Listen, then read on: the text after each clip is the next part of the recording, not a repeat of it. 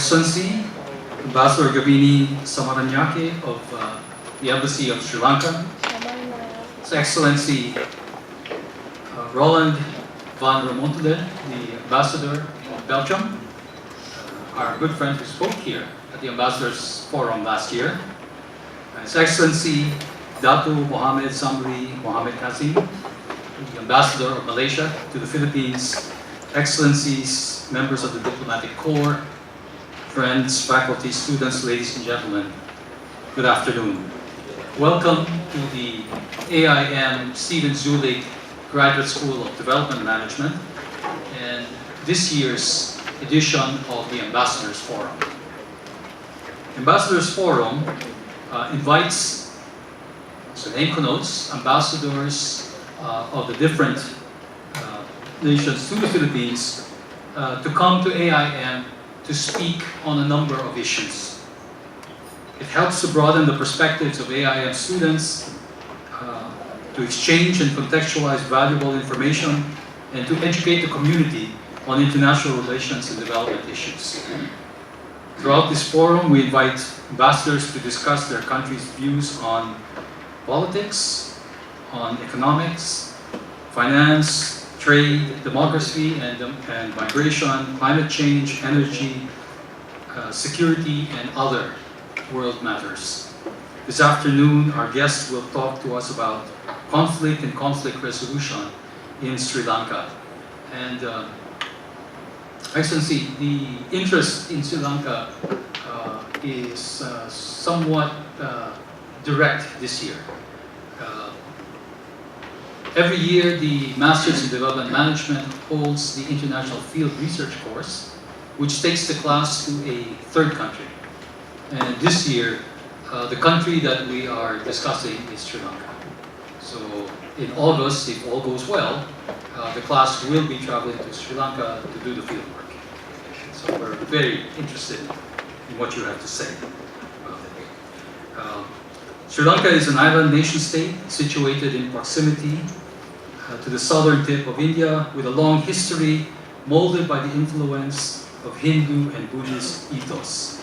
As in most South and South Asian countries, Sri Lanka's coastal areas were subject to colonization by the Portuguese, by the Dutch, and by the British. From the inception of independence in 1948 to 1978, Sri Lanka maintained a British-type parliamentary form of government. From 1978 to the present, the systems and processes became based on a presidential parliamentary system similar to the Fifth Republic of France.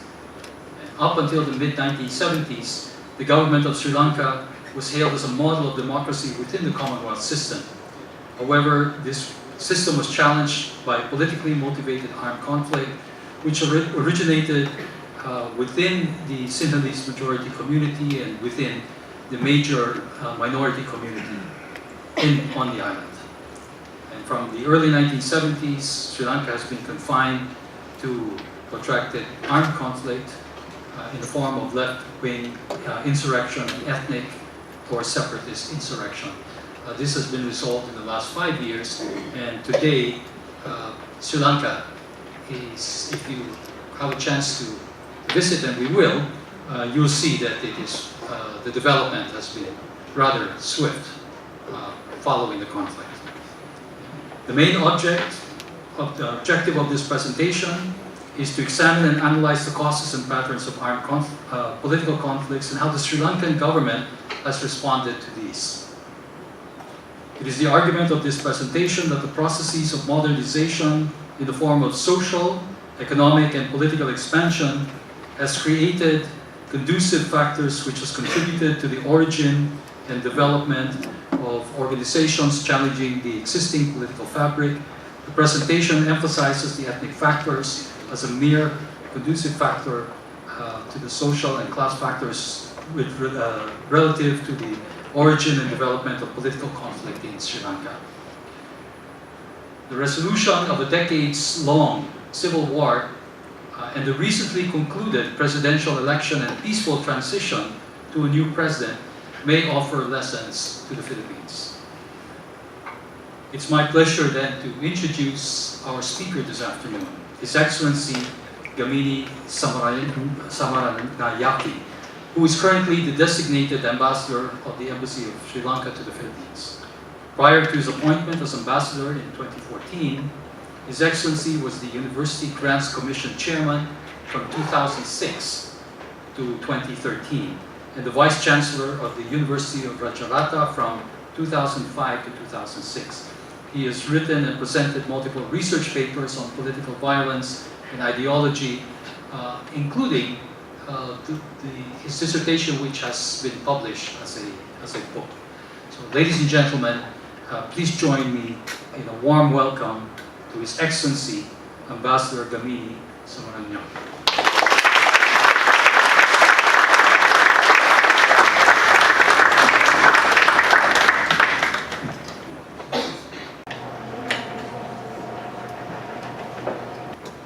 Thank you very much.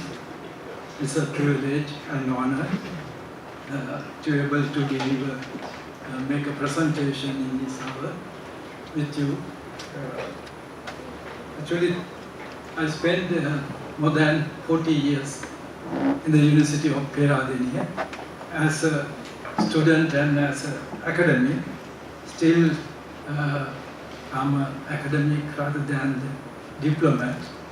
And this is my area of specialty is political violence, and later on, while I was doing my PhD at the University of St. Andrews under the supervision of late Professor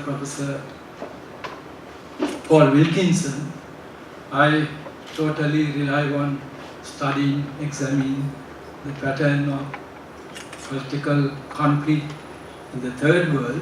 But later on, I noticed there is no point only just studying terrorism or insurgency without understanding how to resolve it. But so far, I'm not able to finding out any universal solution, whatever is depending on the nature of the conflict. So I'm very thankful to Dean Professor Juan Miguel and Cherry Prandudusu inviting me here to do a presentation on political conflict and conflict resolution in Sri Lanka from 1971 to 2015.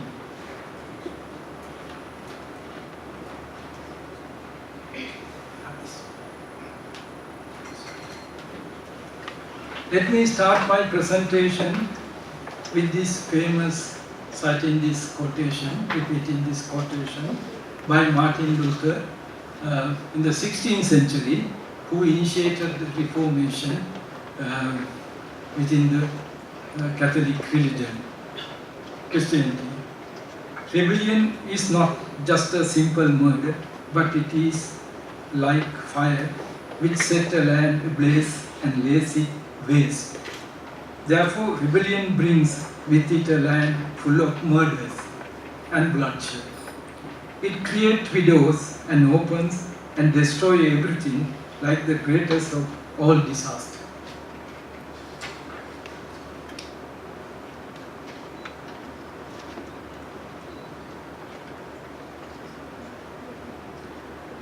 My presentation is divided into 5 major sections. First part deals with the introduction and objective of the presentation. Already Dean has mentioned those things. The second part examines the nature and pattern of the conflict. My understanding is, unless understanding the nature of the conflict, it's not that easy to resolve. The third part deals with the causes that gave rise to underground organization which engage with political conflict. Because these political conflicts are organized with a clear-cut objective, ideologies, strategies, and specific organization. So without understanding the factors which have contributed to the development of such organization, it is not that easy to understanding the nature and the pattern of the conflict. The fourth part examines the chronology of Lieutenant ethnic insurrection, and the last part deal with the government response to our conflict.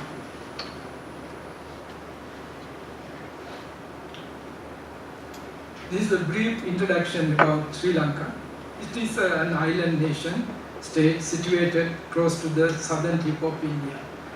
Just like Philippines, only difference is Sri Lanka is only confined to one and only island, but Philippines is more islands, 7,000 islands, 800 are inhabited. The size of the island state is 65,000 kilometers, I think smaller than the Luzon's island in the Philippines, and 25,000 square miles. From the 16th century, Sri Lanka was subject to colonization, first by the Portuguese and the Dutch, later on, only the coastal area. In the 19th century, from 1815 up to 1948, the British were able to control Sri Lanka fully until get the independence in 1948. The population is 1/5 of the Philippines, that is around 21 million. So majority community is the Sinhalese, 7.49%, and the Sri Lankan Tamils are the major minority, the 11%, and the Muslim community is the third majority community in Sri Lanka. They represent nearly 9.2%, and the Indian Tamil population is nearly 5%. They were brought by the British during the colonial period for the plantation work. The Sinhala is the major language spoken by Sinhalese, and the Tamil plantation community and the Muslim communities speak Tamil, 18%, and English appear to be as a link language. Sri Lanka, in terms of the religion, is the majority belong to the Buddhism, and the 74% are Buddhist. Then the next majority is the Christianity, 9%, and the Muslim 8%, and the last is the Hindu, 7%. So it is a multi-ethnic,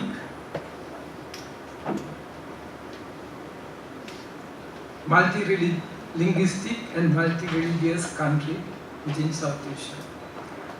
From the beginning of the independence in 1948 until 1978, Sri Lanka maintained a kind of parliamentary type of government. And from 1978 up to date, it is moved to parliamentary system to presidential cum parliamentary system, similar to the Fifth Republic of France. But nowadays, it has been discussing whether they have to move back to the parliamentary system or going to maintain the presidential system with the reducing the big power. This is a map of Sri Lanka. You can see how it is situated close to the southern tip of India. It's along with the major cities in the country. Colombo is the capital, and further north is Jaffna. Then the goal is further down. So it's a larger picture. It shows how strategically important place the Sri Lanka is situated. Whoever wants to control the Indian Ocean should have some sort of relationship with India. Sri Lanka. Then the objective of the presentation is to examine and analyze the nature, patterns, and the causes of political violence and process of conflict resolution. So, the conflict as well as conflict resolution goes hand in hand when we look at the situation in Sri Lanka. So if you draw your kind attention towards the nature and pattern of conflict, but popularly everybody look at Sri Lanka and think about Sri Lanka is confined to only the ethnic conflict, but that is not the truth. Sri Lanka is actually, analyze it as a conflict and conflict situation. It's similar to the Philippines conflict. But the Philippines also confined to the communist insurgency and the ethnic insurgency. Similar to that, Sri Lanka also confined to the left-wing insurrection, or I refer it as a social insurrection, and the ethnic insurrection. So it is a protracted social conflict. The first insurrection was left-wing insurrection waged by the Janata Vimukti Peramuna in Sinhala, called JVP, or the People's Liberation Front, in April 1971. So the same organization waged war with a view to capturing political power and establishing egalitarian socialist society in Sri Lanka from 87 to 89. And it was, compared to the 1971, it was more virulent and more violent.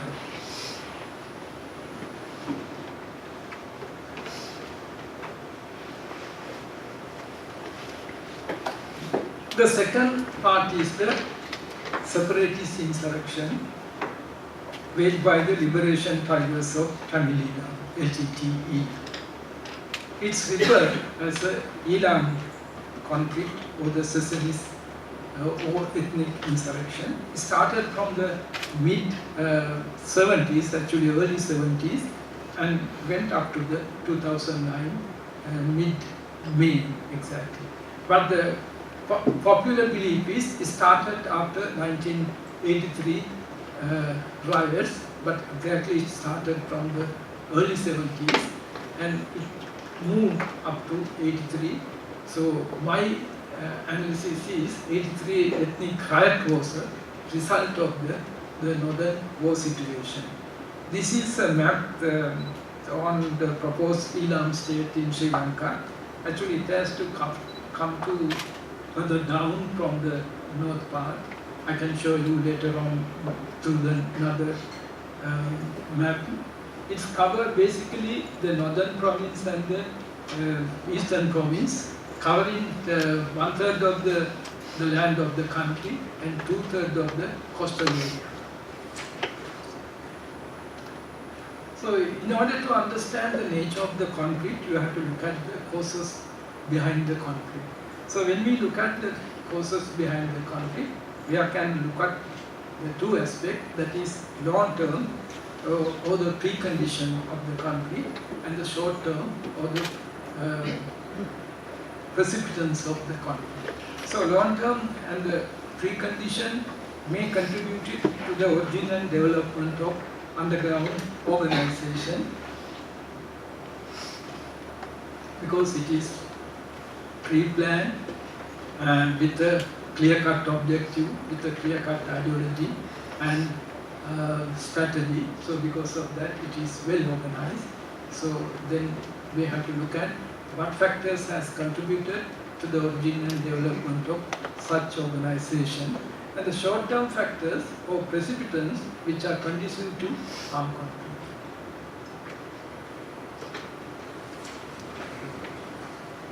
So two factors have cited to the origin and development of underground organization in Sri Lanka. Basically, when it comes to the ethnic left-wing insurrection, it normally is as a result of youth unrest. And when it comes to the ethnic insurrection, is popularly analyzed as a result of the ethnic conflict and as a result of the lack of solution to the ethnic conflict. But that is not the truth, it's partly truth, but it's basically as a result of the social conflict and ethnic conflict. Ethnic conflict also, in a way, is a social conflict. So here, I have utilized American professor's book on political order in changing societies, published in 1968. I use it as a classic understanding political instability many third world countries. So it's referred as popular as a modernization theory. So to me, ethnic conflict or the youth unrest are result of this modernization process. According to Huntington analysis, social mobilization or social expansion and the economic and political development has contributed to the origin and development of organization which have propensity for armed conflict. I have just slightly modified this argument. I have used it, social mobilization plus lack of economic and political development has contributed to the origin and development of violent organization. Sri Lanka, like in other developing countries, neither tradition nor modern, it is a modernizing country. So it's a transition period. We are moving and trying to move from tradition to modern. So it's a transition period. All these things are what we call surface in the process of this transition period. So in the conflict, state is a major partner. So then the nature of the state has contributed to social or ethnic insurrection as well as the ethnic insurrection. So then there are two ways. Actually, to the Latin organization, they look at Sri Lanka as a capitalist state, even today, and they wanted to, so they are under this so-called capitalist state, they are under discrimination or exploitation, so then they want to topple down and break down that existing capitalist states through armed struggle and establish egalitarian society or socialist state. So then the Sinhalese youth has involved in a big way towards the ethnic insurrection, left insurrection. They look at Sri Lankan state as a capitalist state. And the Tamil youth, and to them is a unitary or the Sinhalese state, and they wanted to have either federal or Islamic state.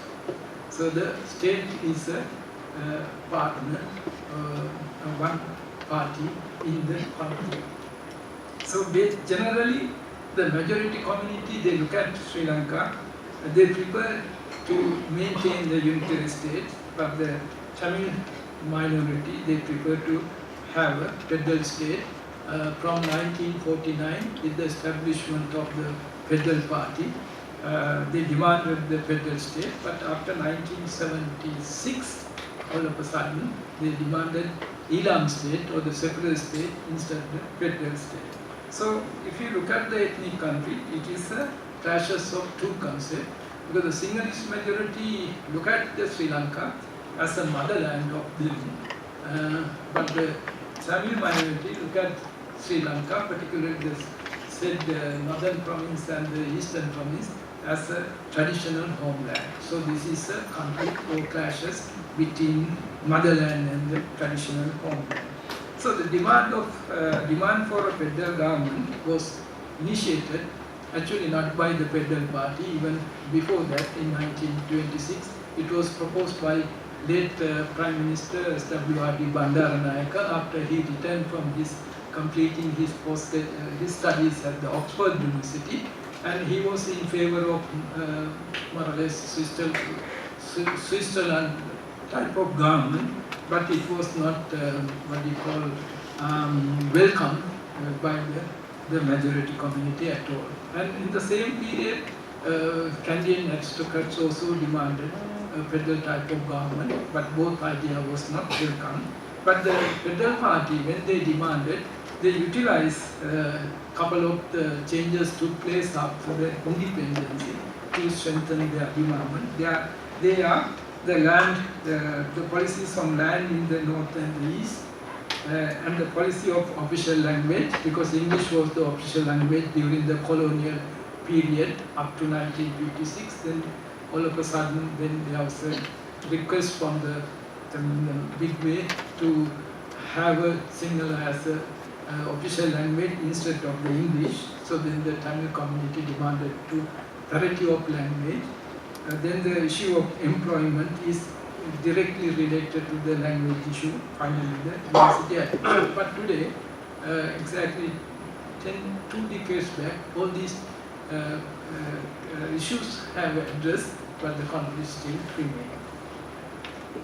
The short-term factors looking at differently, because it's a pre-planned and with a clear-cut objective, political violence. So therefore, preparation for violence by underground groups and the counter-preparation and reaction of government forces culminate at a given time. That's how it started. If I take the example of 1971 insurrection, they selected one particular day, 5th of April in 1971, and they decided to attack all the police stations around the country. By the time 280 police stations, but they were able to attack only the 90-odd police stations with the view to capturing political power, but it all did not succeed. In addition to that, the following 2 factors have influenced the Tamil youth insurgency. And there was no Tamil youth participant in the affairs of the JVP or the 1971 insurrection, and not a single incident took place in the north and the eastern province, but it sent a message to the Tamil unemployed, frustrated youth, that is the utility of the value of utilizing violence in order to achieve political objective. That's number one. And the second thing is that it indicates the insurrection displayed to some extent weakness of security forces in the country, because by the time Sri Lanka did not have that much very strong forces, and we spend only even not less, maybe less than 1% of our budget. So it's a more or less ceremonial army. It was the practice even the colonial period.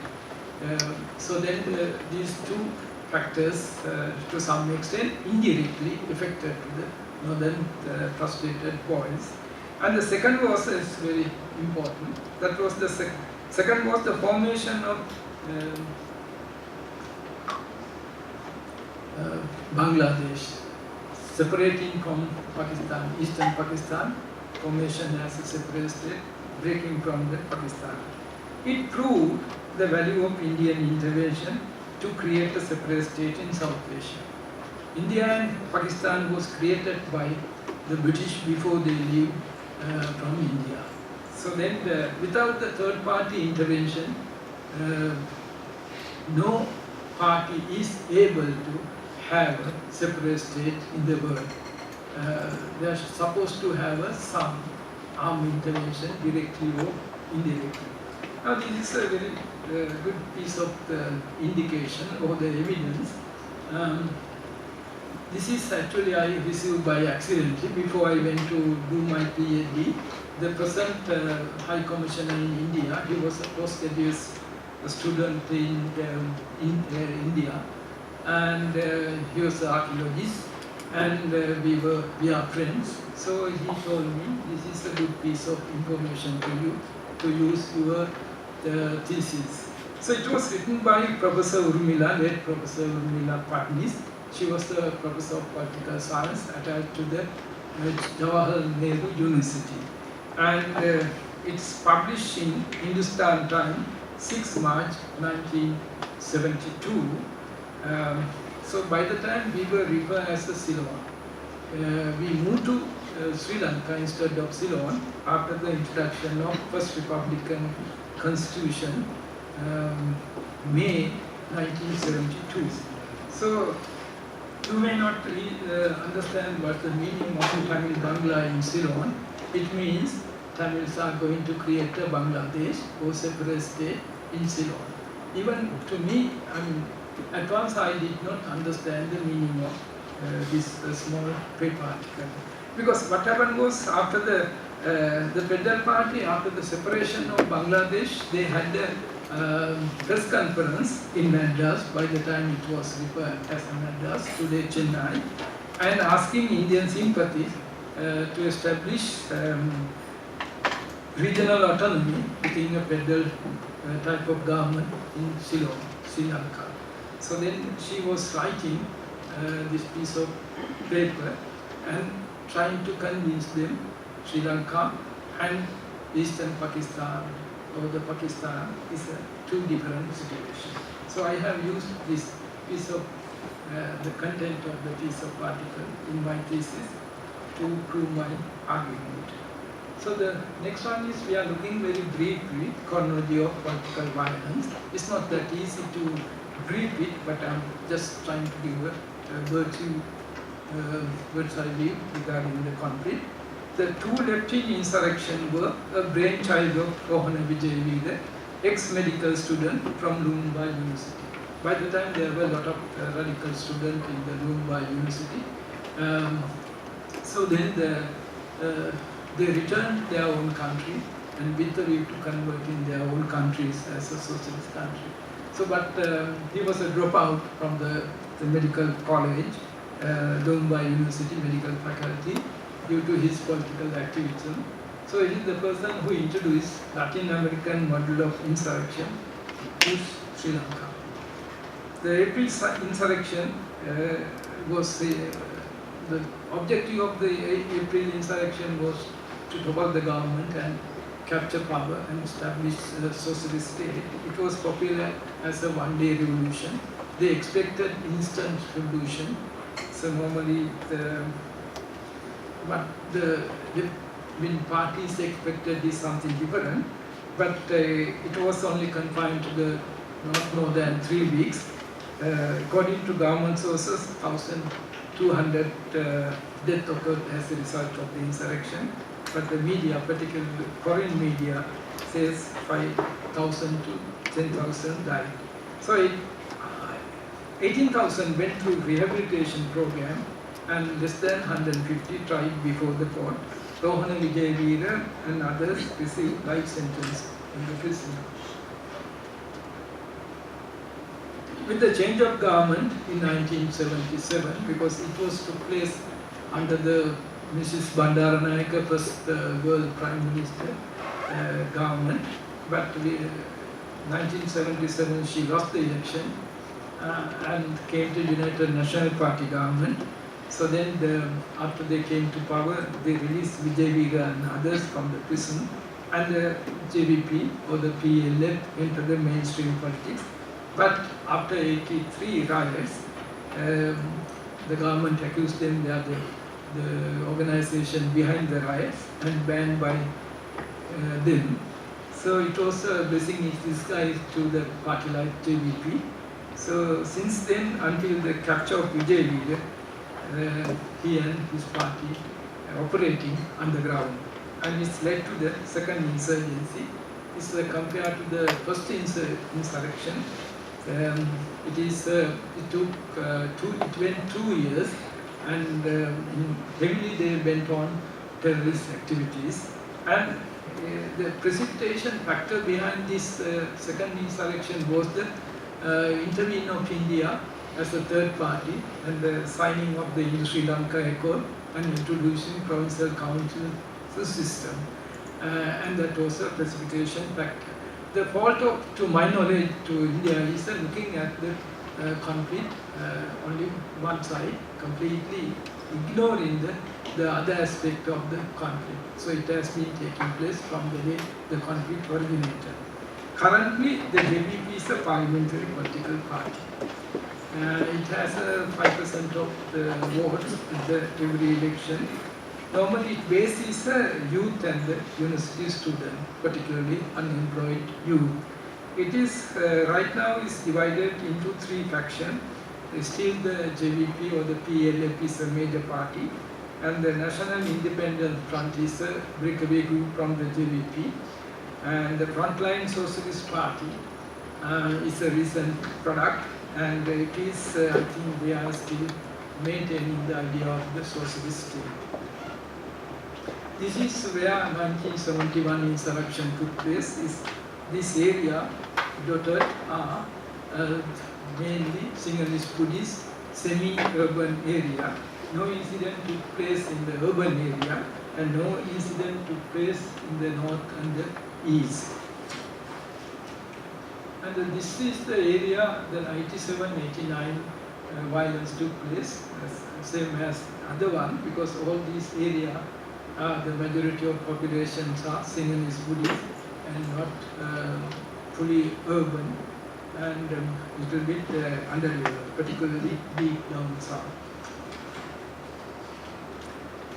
The pattern of Ilan is contrast to the pattern of 1971 uprising and 1987-89 second insurgency led by the JVP, and it moved from early or the mid 70s up to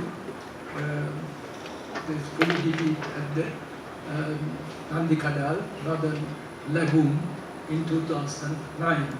So it is normally analyzed as a Ilan War 1, Ilan War 2, Ilan War 3 and undeclared Ilan War 4, which is normally referred as the last phase, undeclared Ilan War 4.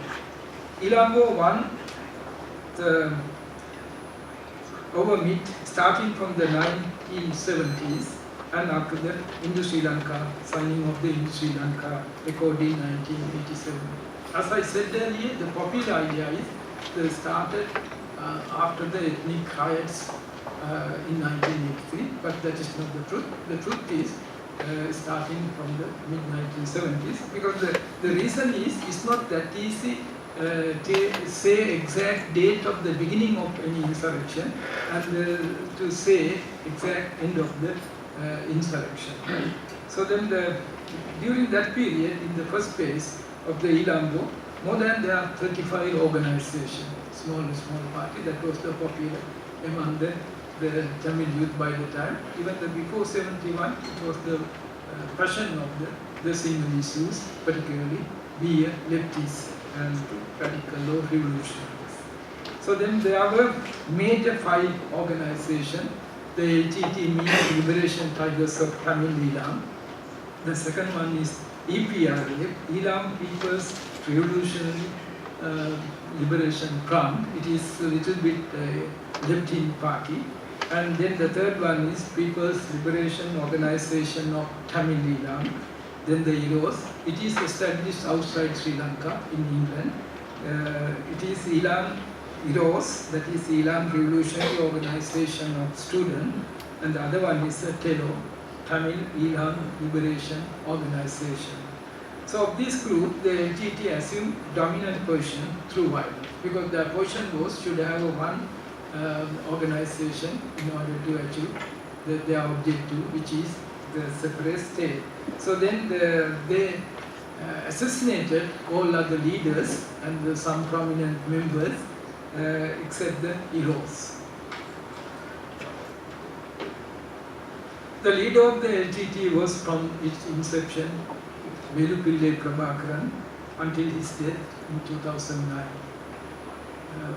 Right after an incident took place as a result is, my analysis is the insurrection was not the result of the riot.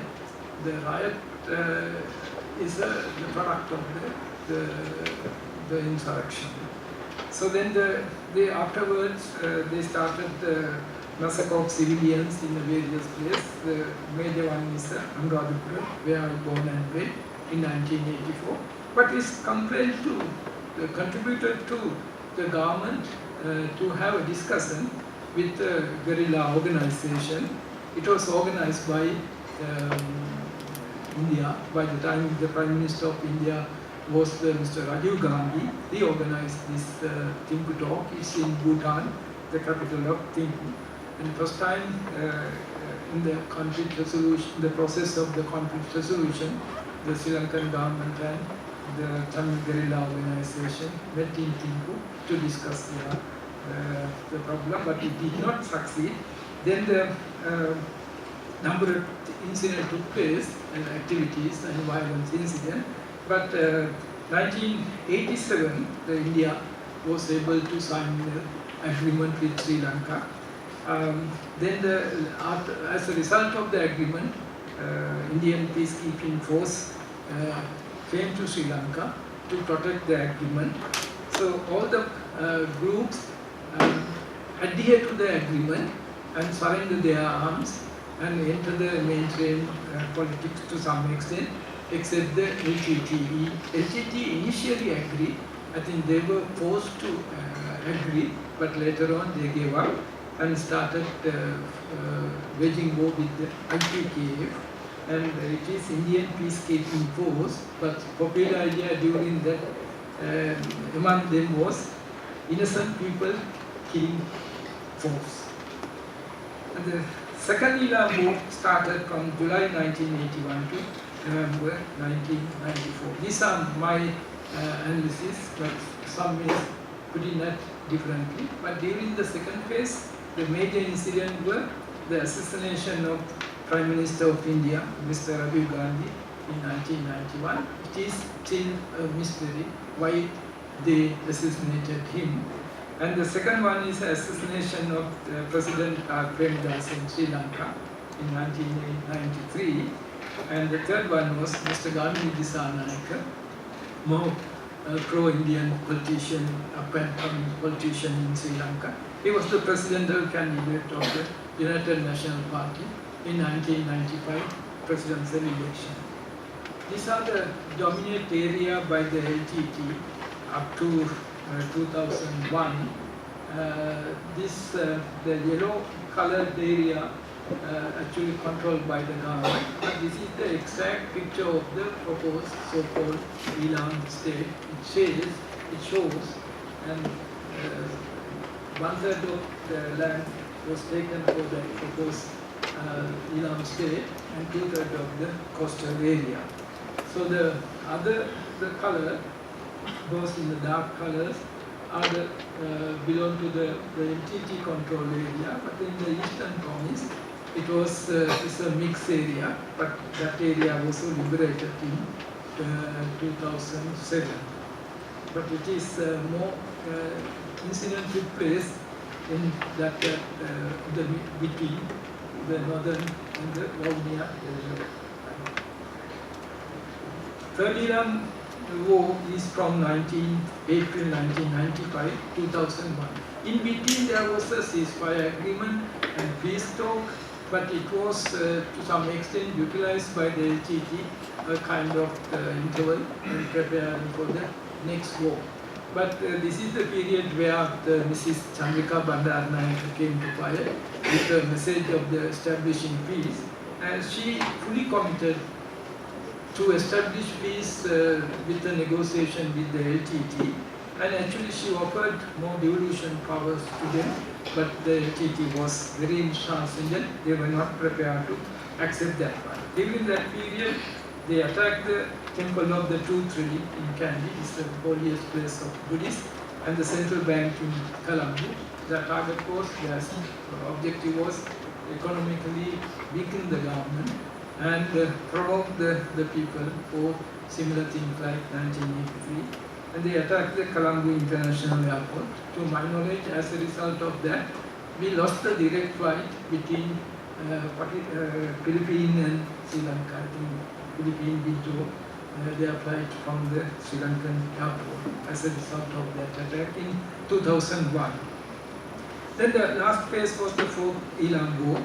It started from 2007 until the end of May 2009.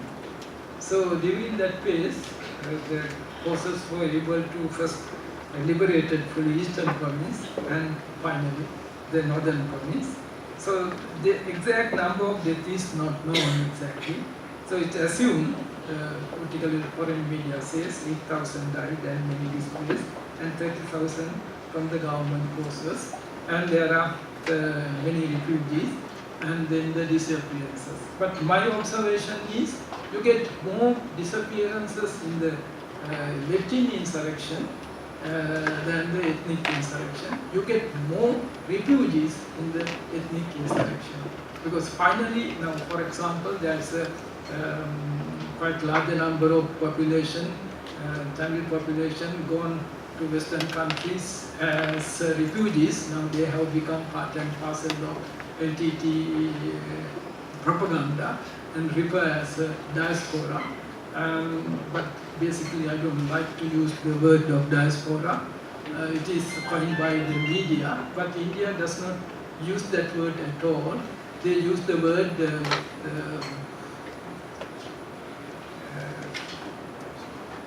can you remember it? How India refer outside non-residents Indians.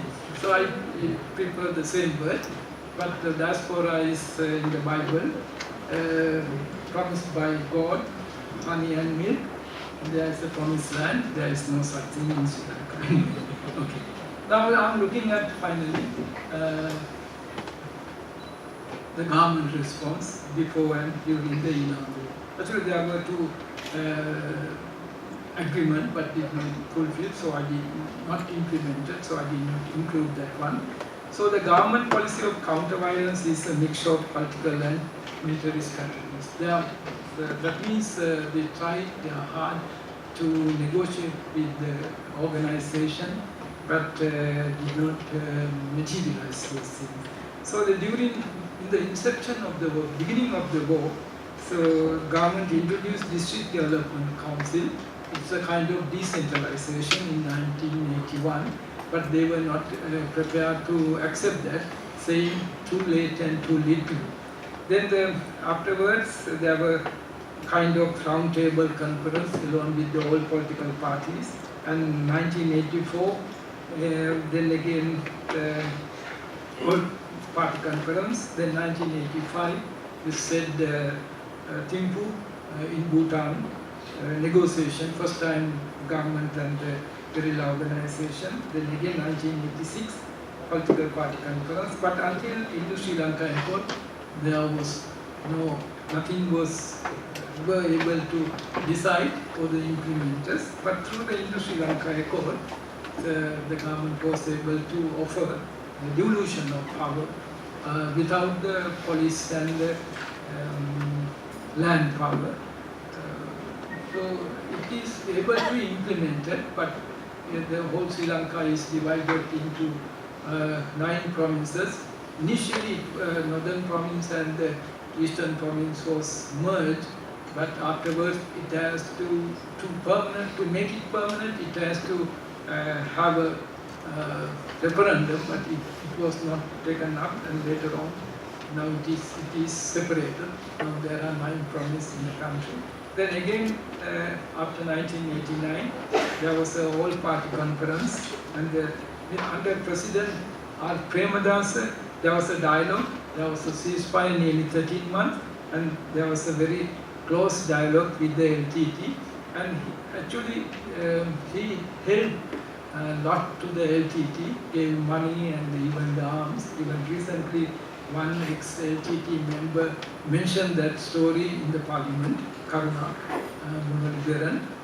And then again, 1994, after President Chandrika Bandaranaike came to power, started with the dialogue, but it did not work out. Then the 1996, she introduced a solution, is referred as a political package. Even I was involved in propagating that solution and involving peace process, organizing and convincing the people in the country at the grassroots level. But through involving, I realized it was not that easy.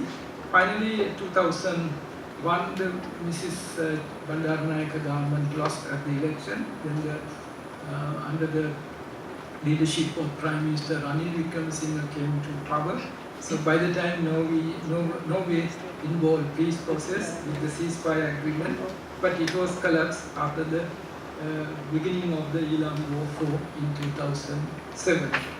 Due to the lack of support from the opposition political parties and the intransigence of the LTT, the peace initiative have been unsuccessful during that period.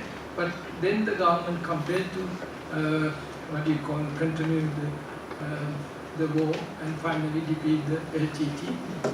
Though I was a student of this subject, I did believe in my wild dream the government was able to defeat the LTT in the battleground. Even I was saying in public, it's a no-win situation or the win-win situation. There is no room for the military victory.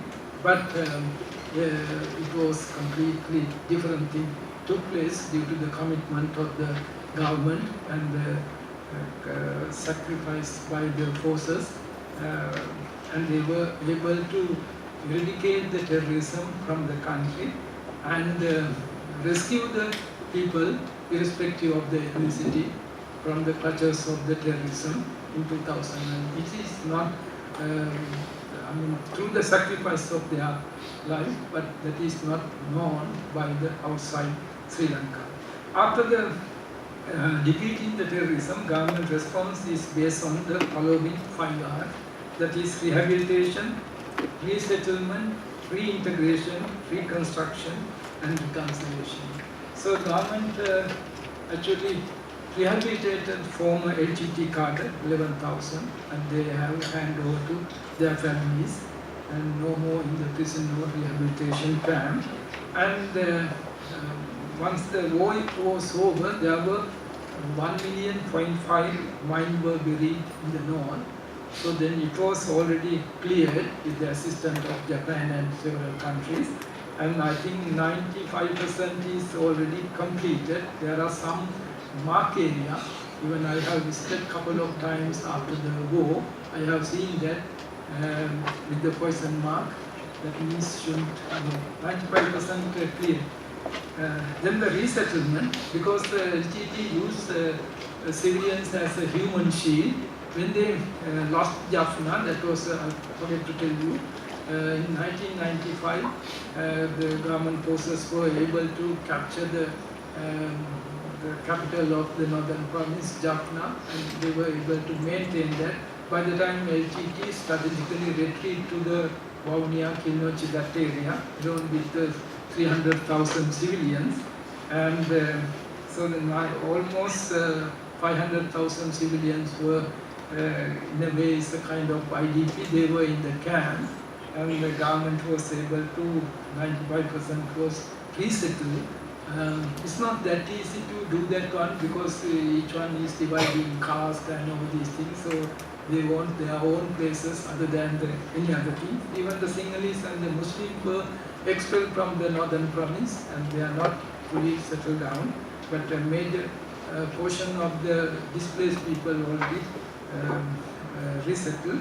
And reintegration, there were 594 child soldiers, and the pardon was offered by then President Mr. Mahinda Rajapaksa, and they were handed over to their families.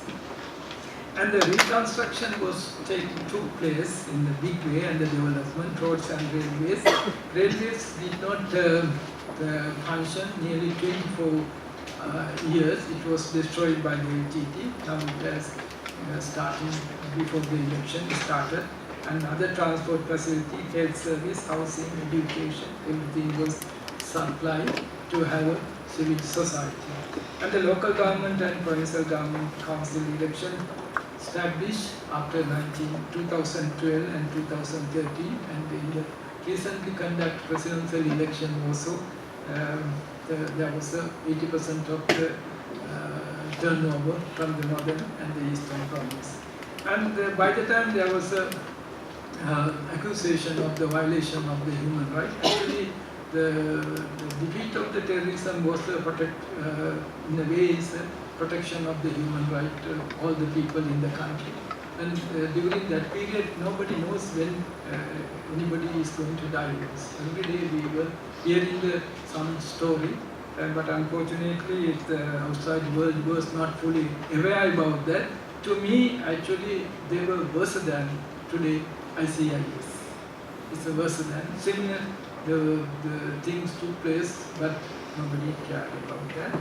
So one day, actually, while I was listening to a seminar in Scotland, I asked him, is it terrorism is a Western concept, or are you covering the whole aspect of the terrorism? So the speaker said, no, it's not the Western concept, and we are concerned about everybody, but I didn't see that by staying in Scotland. So then the government, instead of the Geneva investigation, they put up a commission, lesson learned and reconciliation, and the recommendation starting implementing. And in the meantime, Parliament Select Committee was appointed to finding a solution, because to avoid the what we call opposition parties protest.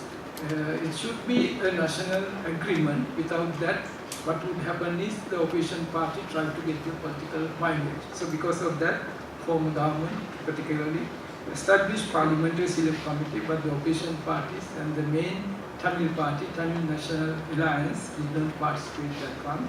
Then the investigation on disappearance commission was put up under the ex-district judge Maxwell Paranagama. Actually, as I said earlier, you get a very few disappearances in relation to ethnic insurrection, but you get more such thing under the Latin insurrection, because you get more refugees from ethnic insurrection. Reconciliation process initiated, economic and political measures being implemented. Now this is a quotation by a leading journalist. He's a Sri Lankan, when finally became a refugee and living in Canada, but still he is writing. He was targeted person by the NTT, DBS Jairaj. This particular part, the piece of writing was done in 26 November 2014. The demise of Prabhakaran and the defeat of the NTT has opened up a new lease of life, ushering in normalcy to the long-suffering Tamil people. There are many problems to be resolved and obstacles to be surmounted. Nevertheless, the dim glimmer prevalent at the end of tunnel during the war is now a bright glitter after the war. That's the situation. But some say in the conflict resolution perspective, they say negative peace was achieved, positive peace has to establish.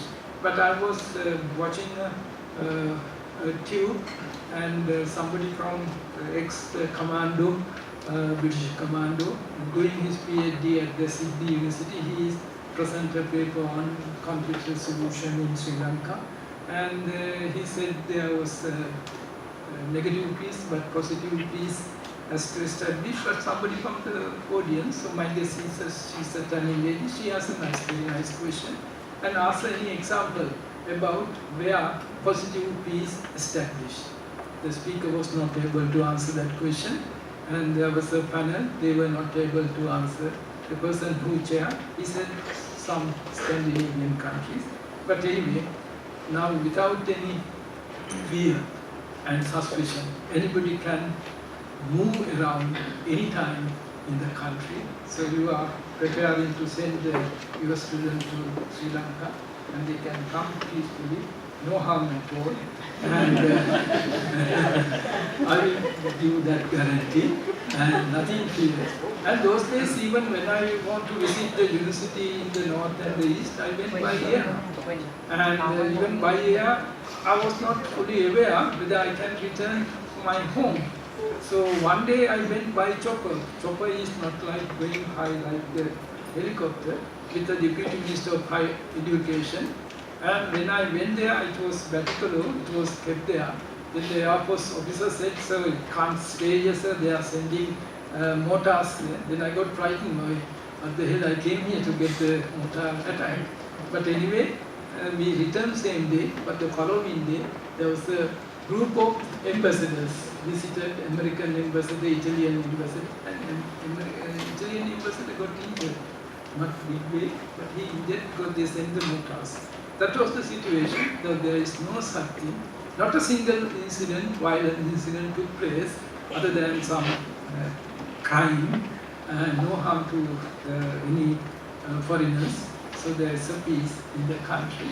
But still, there is a politically sort of shouting and demanding more and more. That is normal setup, because Sri Lanka is a highly politicized society. The former government under the late President Mahinda Rajapaksa paid more attention for economic growth and indigenous solution through parliamentary select committee, because he wanted to make Sri Lanka like Malaysia, Wonder of Asia, develop this, modernize it, and addressing the root causes of the conflict, not only the north but also the south. And so he didn't like any third-party intervention, particularly foreign country, because he knows what can happen in such things, because they may like only one side, they may not understand the full complete the situation. There is a new government, new president, new prime minister. New president and the new prime minister is expecting to have a solution through negotiation with the Tamil National Alliance. Actually, they contest the election as an alliance. So as a result of that, there is a ray of hope. This time they may be able to come to a compromise. The United States, India and the United Nations may play a third party role, because under last government there was no that good relation with these organizations and the countries, but we had a very good relation with Russia and China and other friendly countries, and even Philippines support us at the Geneva Human Rights Council. So then this time I think already government, the foreign minister has visited our countries and negotiating. Appear to be there is some sort of green light. The question is, what role the Sinhalese Buddhist majority and the JBP, that Latin Insurrection Party, will play in the peace process. It will unfold after the general election scheduled to have in 3 months' time. I think Parliament may dissolve at the end of the April and may have a parliamentary election, and afterward we are able to say exactly how these things are going to take place. Well, thank you very much for listening to me. Thank you.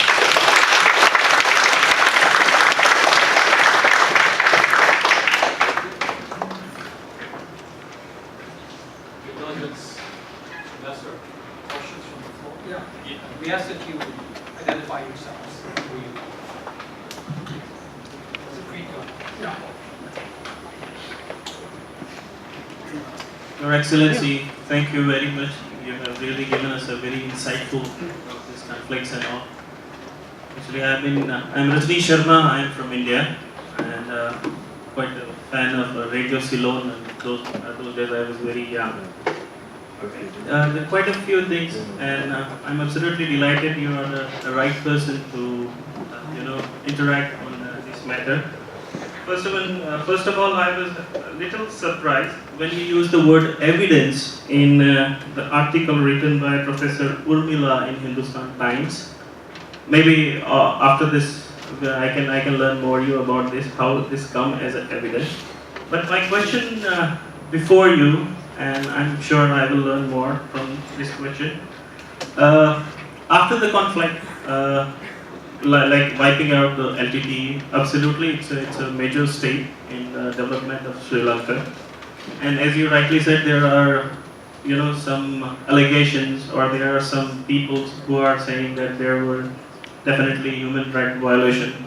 As an individual, as a human being, I like others, I also wish that there could have been a less number of loss of lives, especially to the civilians. But what is the progress of bringing the culprits of the civil rights violation to the books? Like there was an incident, there are many, but especially I read an article about the killing, murder and mutilation of the journalist Isai Priya. Then are there any psychological counseling also going for the victims of the war in this case? Because I see there are a lot of rehabilitation process. So is the psychological counseling also part of it? Thank you. Would you like to take two questions? Yes, it's easy. I mean, what I said is the Tamil Nadu sympathy towards the cause in Sri Lankan Tamil from 1970s, in the mid-70s, I have noticed it has become a part and parcel of the, what you call Tamil Nadu politics. And so through the writing of not only that is the one thing I have cited, not only that, because by the time the India, I'm not going to say Indian government support it, because it is going to go against the Indian socialist movement. Because India has involved many conflicts other than the America involved in the whole of the world. There's many problems there. So the Kashmir and other things also. The human rights also, it's very pertinent issue to the India to some extent. I can remember I was involved in international research with the Leiden University regarding starting human rights, and there was a professor, I can name him, Professor Shah. Now he's supposed to be a vice chancellor at the Patiala University, and we were together. He's a professor of law.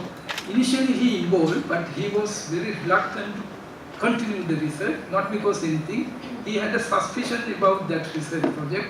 In number of occasions he asked me from me, he always referred me Gamini. He asked me, are they trying to find out the violation of human rights in Kashmir to the Amnesty International? So he didn't want to submit any written document to the Leiden University because of that fear. So one day we had to submit at the workshop the written document. I did. There was a person from Burkina Faso and there was a lawyer from Philippines, but Indian representative did not do that. But later on, he did a verbal presentation because he said the world is not even developed evenly. It developed unevenly. So in the uneven world, so you are not able to apply all these concepts evenly. His argument is, yes, there is a violation of human rights in India. And he said, yes, there is a violation. But not what you are telling us, but there are millions of people denied the square meals per day. There are millions of people denied the shelter in their lifetime. There are millions of people denied the access to health in their lifetime. Those are our priority, not the freedom of speech, freedom of gathering, freedom of that and this. That is his answer. But anyway, it's argument to me. Right?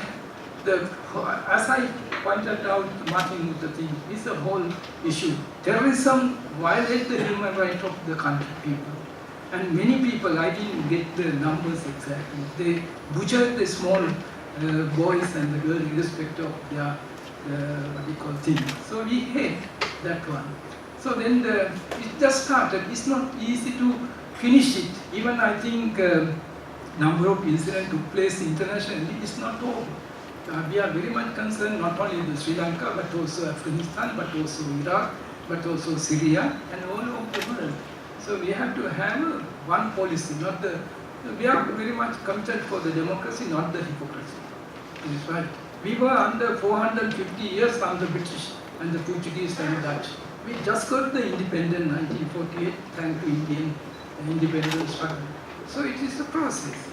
It's a process. There is a democracy within the country. There is a protection of human rights. But this is special circumstance.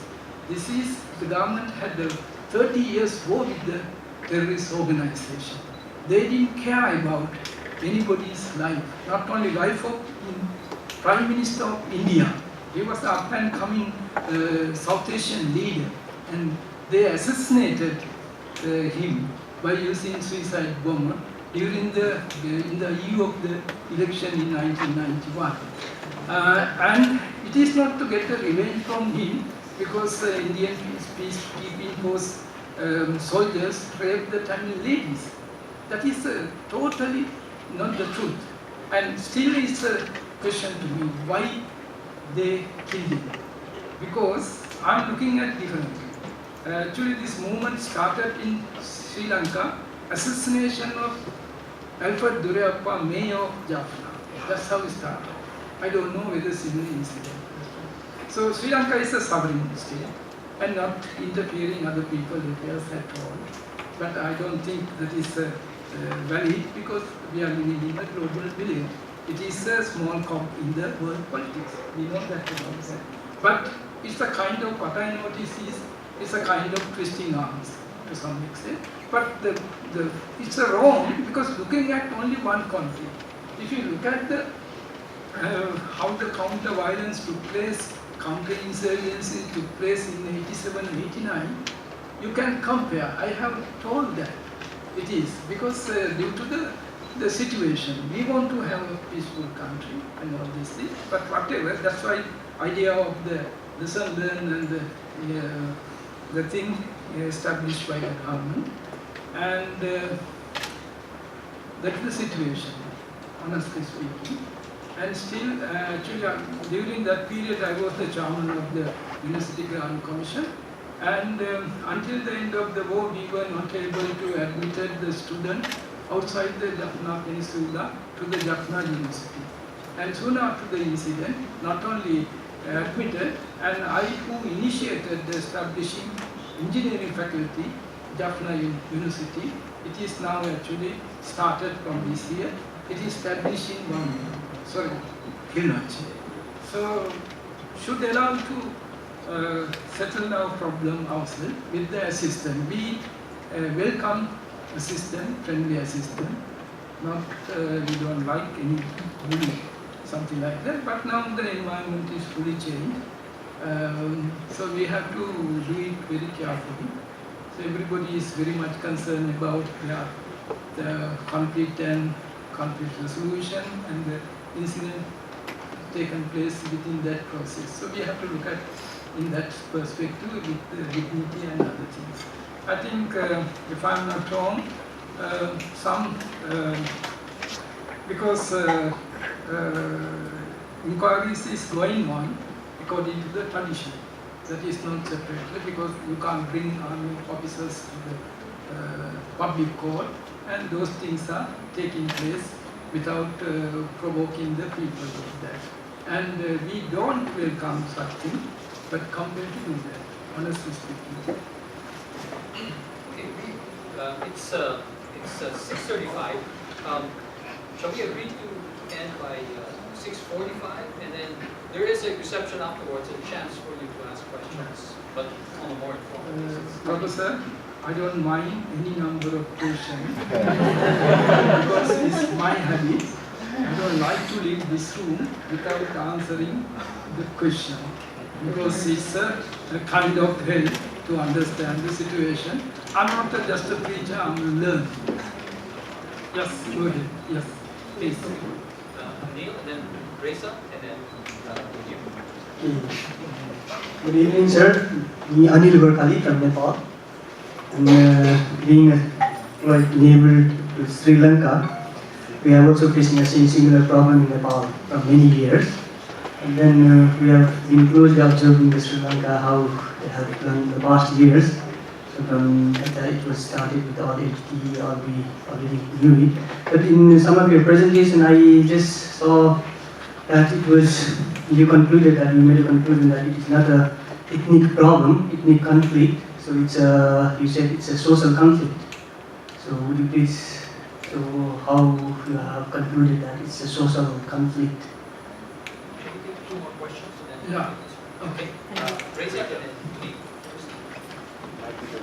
Good evening, Ambassador Samaranayake. I'm Reza from Indonesia. Yeah. I have one question here regarding your last slide on the enhancement of your bilateral relations with the US and other international organizations, including the UN.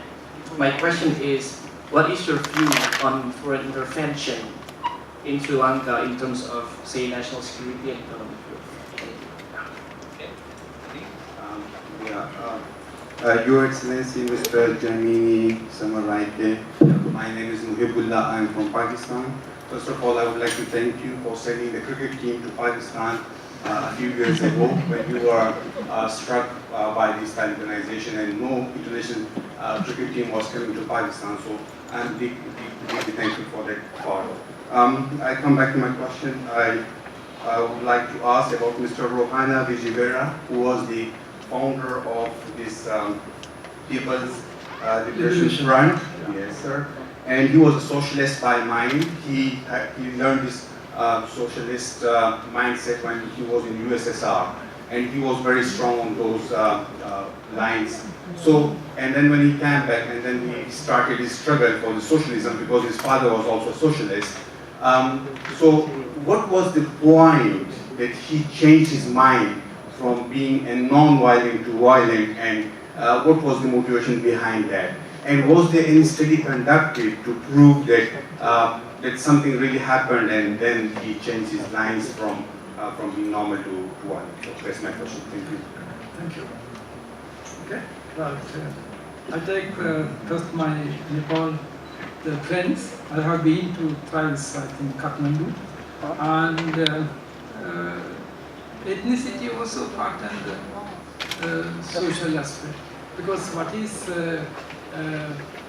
functioning is social conflict or the socialist conflict or the class conflict and the ethnic conflict.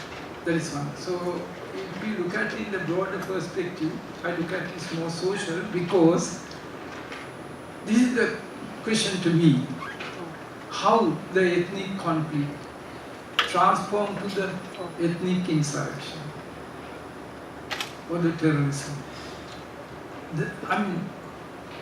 So far nobody has analyzed that. But when you analyze the insurgency, you have to look at within the context is originated. There are other issues, caste issues and many social issues, basically. But I refer the youth unrest, that is a concept applying for the left-wing insurrection. The similar thing I apply to the northern insurrection. So youth has taken up arms due to the unemployment and other issues. So it is in the context of the ethnic conflict, the youth unrest has contributed, moving from the ethnic conflict to the. So it is no longer ethnic conflict. That's why it is a protracted social conflict. I refer in that way. So that in that sense, it is not pure ethnic. It's easy to refer this pure. Then easy to mobilize. They get the wider support because looking at Sri Lanka is confined to the Sinhalese Buddhists, like devil and angel and fighting each other, something like that. There is no. You can't just exonerate the colonialism at all. It is not the history. It is practicing still to some extent the divide and rule policy. So the country like Sri Lanka may not be able to, after the independence, within one day have everything. So we can't have a miracle. So we are struggling. So that's the time we have to look at both. So in that way, what I am trying to do is, the mistake is isolating the northern insurrection from the southern insurrection. Isolating the southern insurrection from northern. Try to find out the solution. Sri Lanka is a tiny island. So look at the holistic manner. And in that way you are able to find out. Otherwise, if you separate it, you are ignoring one aspect of the conflict. Through my study, I noticed this LTT and the JVP are both sides of the same coin. Only their strategic may be different, but the majority of Sinhalese youth unemployed and the majority of Tamil youth unemployed. That is the thing. So otherwise, if you study it carefully, there is no that much difference between. That is my answer for that your question. Then the foreign intervention, I like foreign assistance rather than the intervention. So that's why it's worse the matter, because they are not fully aware about the system. I'm born and bred in Sri Lanka, still struggling to understand what went wrong to us. But certain things is beyond our control to some extent. But I noticed through my fellow postgraduate student from Japan, he studied about Japanese Red Army. But his finding was who involved the massacre of Israel athlete at the Olympic Village in Munich. So then after they gave up their terrorism, they went back to Japan to have a peaceful life. But it's a conservative society, and if you have a label, it's not that easy to remove it. So they were not able to live there, so they moved to the Western country. You can move to the Western country, but you are not absorbed into that society, you are isolated. So you are in somewhere there. And staying there, they funded the new Red Army. The similar thing taking place that one. So that is what happened. So anyway, so I don't know, they are know where the Sri Lanka is in the world map. It's a no alignment. So, but they are talking about, sometimes they come as an expert on ethnic conflict and the conflict resolution.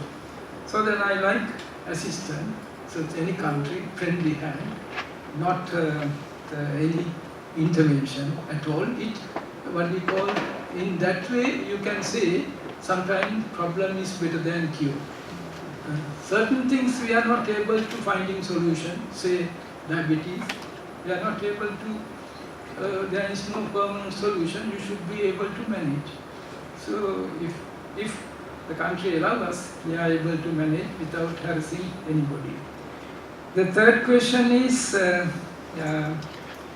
my Pakistan friend. So we are cricket lovers. Both are not doing well at Australia and New Zealand. Okay, so then it's good actually. Rona Vijay, he baptized the revolution studying in Moscow. He was associated with person like Idit. Yeah, that's right. They were during that period, and there were Lumumba assassination, and they sympathized with them there.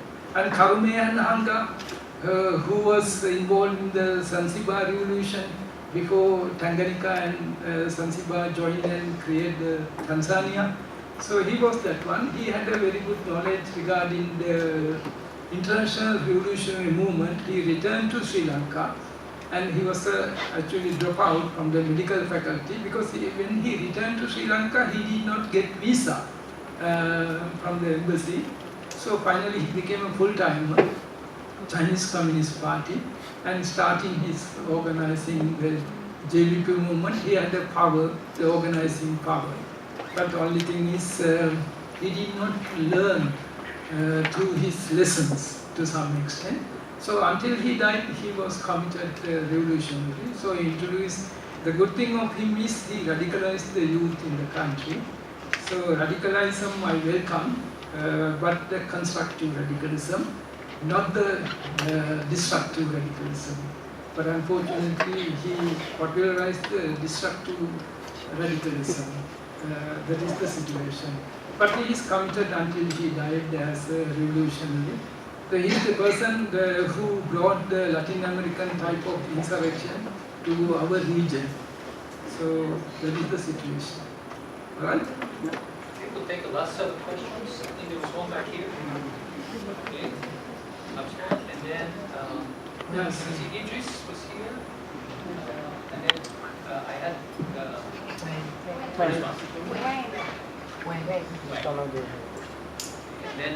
and then after that we'll have perhaps we can take it more informally during the reception. Yeah.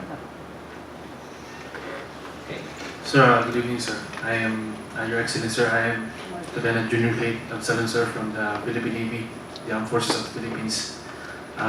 It is, I don't know if you are also informed, sir, that in the Philippines setup, we are also having problems with insurrections and insurgencies such as communist extremists.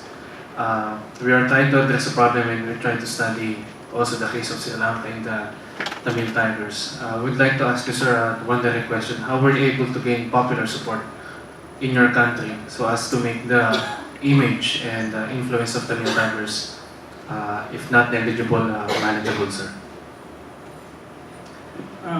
Yes. Thank you for this detailed information about the Sri Lanka. I have a different question regarding this security situation. Basically, I am Idris from Islamic Republic of Pakistan. My question is regarding the disaster situation in the Sri Lanka.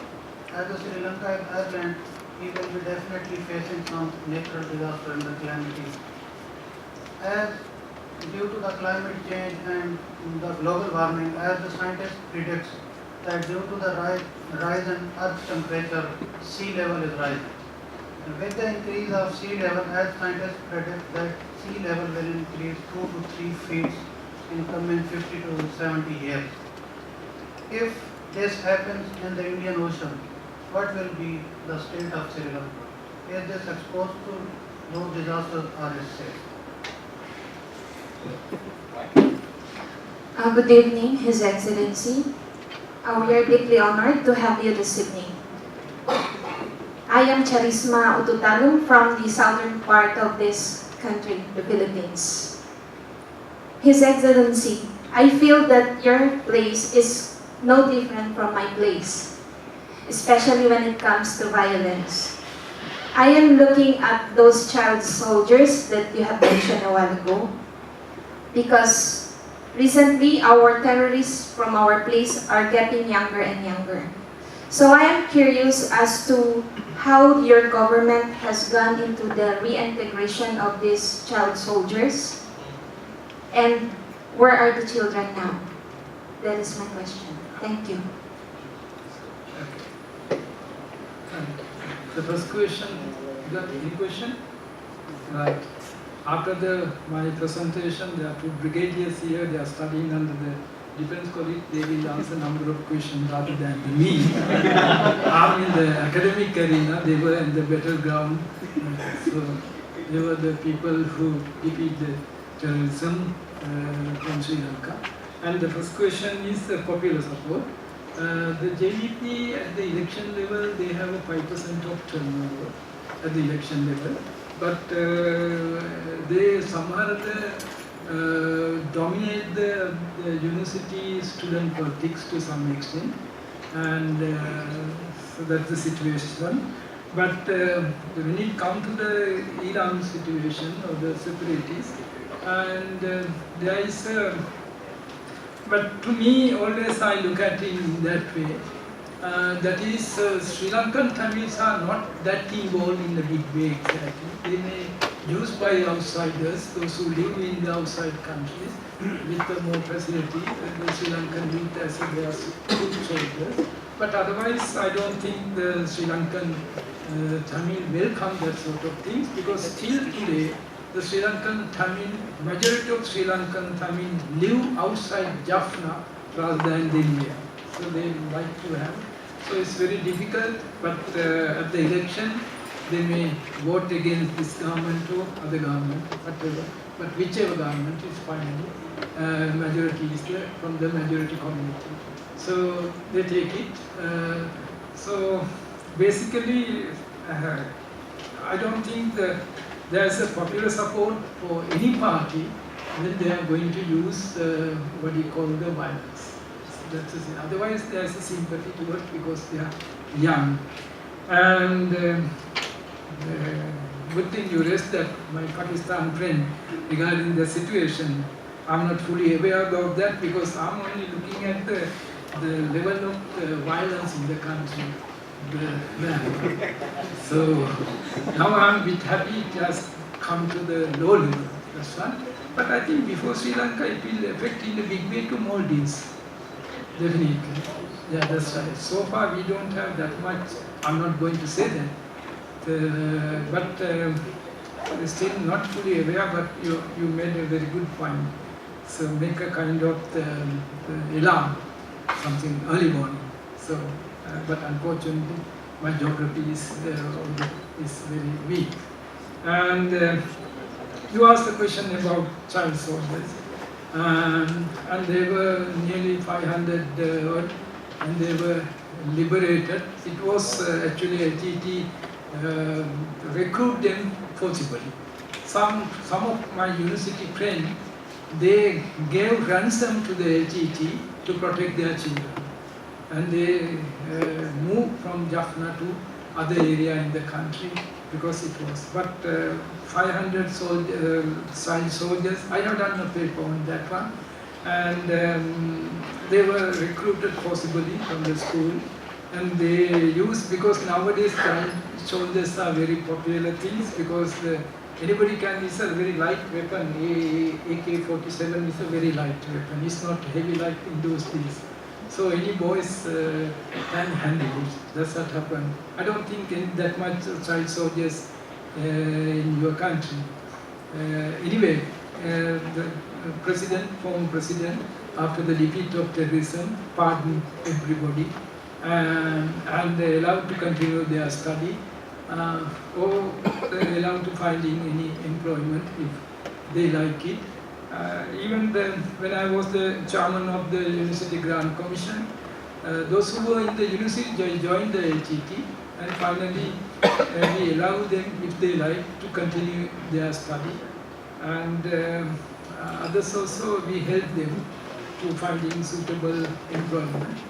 So that's how we, to some extent, exonerated and reintroduced in the society. To some extent, it has taken place too. But it's a process. It's a process which is continuing. It's not completed yet one. So that's the situation. Mr. Ambassador, before thanking you, can I prerogative of the board to ask the last question? The election in January brought in a new government. The new government has proposed a change in the constitution and a return back to the parliamentary form from what they call an executive presidency. Is this going to be a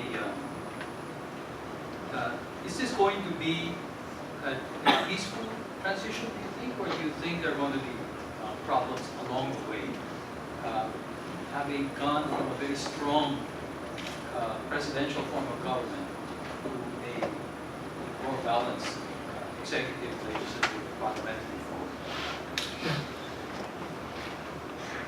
Being a political scientist, I don't see that much differences nowadays, whether it's a parliamentary system or the prime minister system or the presidential system. I can remember we refer Thatcher as well as Reagan at the same boat. Even after the Tony Blair came to power, we expected similar, different form from the Tony Blair, but we didn't see that much. The secretary nowadays, anywhere in the world, is ahead of the legislation. In the 19th century and the first half of the 20th century, the legislation power is ahead of the executive, and then the parliamentary sovereignty was the accepted rule. But nowadays, practically due to globalization and the validity of the international situation, whether it's the prime minister post or the presidential type of executive system, it is part of the anybody. Otherwise, that is the quality of the leaders that depend on that. So it is going to be through the constitutional change, not through any armed struggle or anything. So country basically prepare to may wish one. I don't think there's a big protest regarding that one. So, but it has to do that. I don't know how they are going to do that, because according to the existing constitution, first two-thirds majority has to pass a resolution in the parliament, and then it has to go to the referendum. So then they can change that, but I don't know whether there is a mechanism. To some extent, it appears to be. If there's an honest process of the conflict resolution, I don't think anybody will oppose it, and everybody want to completely establish peace and harmony within the country, because that is the base for the economic development. Everybody want to develop the economy, and there is a conducive environment to do so. Thank you very much, Your Excellency.